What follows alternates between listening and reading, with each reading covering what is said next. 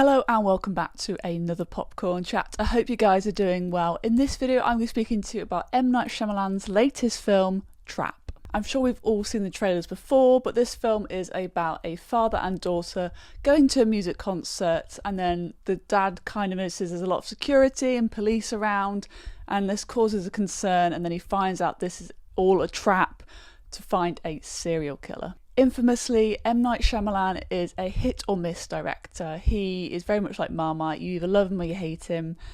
He really, when he gets it right, I think he's pretty good. But there seems to be a lot more misses in recent years, and I think this is one you have to add to that miss list. Straight out of the gate, the first thing that I noticed was how bizarre the direction and the shot angles were. I thought they were really weird sort of compositions that really lacked flow. There was moments where it was point of view with characters talking to each other, and there'd be a shot of like Josh Hartnett's face sort of half through his face, and that was right at the edge of frame, and it just didn't work. It's very sort of a stylistic shot, and I can see the kind of intention with those things, but in the edit I don't think it really flowed, and it felt really disjointed, especially in that first act for me. Another thing I quickly noticed was how poor the script was. The dialogue itself was just so unrealistic with how people speak day to day, and these characters themselves are very grounded.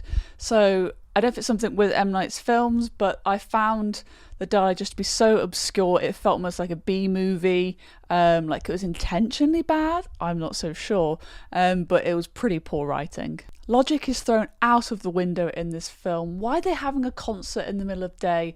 And why are there so many people getting snacks in the middle of a concert that just keeps going on?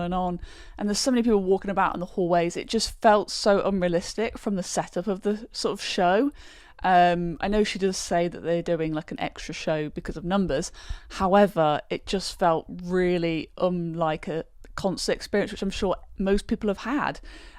So I really found it hard to kind of suspend my disbelief in that section, but I guess it kind of pads out those scenes when Josh Hartnett's character just keeps going back out.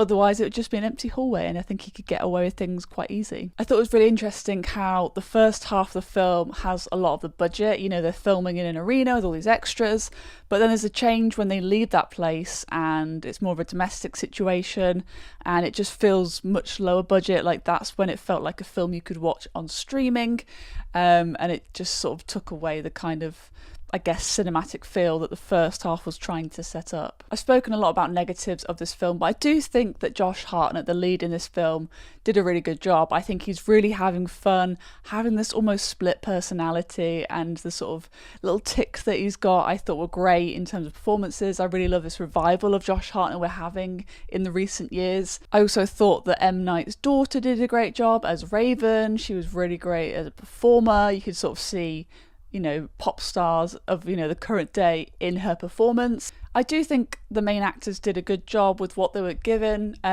It's just the script itself and the sort of plot points that just really just felt so unrealistic for me. But like I say, with what they were given, they did a damn good job. I remember when the trailer drops and seeing a fan theory online about what this film was going to be about, and I love it. And it was the fact that the lead singer was going to be a vampire, and she's trapped everyone there to sort of, sacrifice them and drink their blood. I would have loved to have seen a film like that. I think they could have really played that. That could have been like a twist element, but no, that's not the twist, folks. I do think the twist element you get in an M. Night film is quite, dissatisfying in this one. It's very, very small. I wouldn't even say it's a twist. I think it's just, natural sort of character progression, story progression. But yeah, it didn't feel like a typical M. Night film. I don't know if I'd know this was directed by him, besides the obvious cameo that he has in all of his films. Don't be expecting a big twist in this film, because you're not going to get it. Overall, I thought The Trap was a pretty bad film. The script writing, the direction, and the editing of it was really, really poor. It really lacked flow and felt like something you might see more on streaming services rather than flocking to the cinemas to go and see it.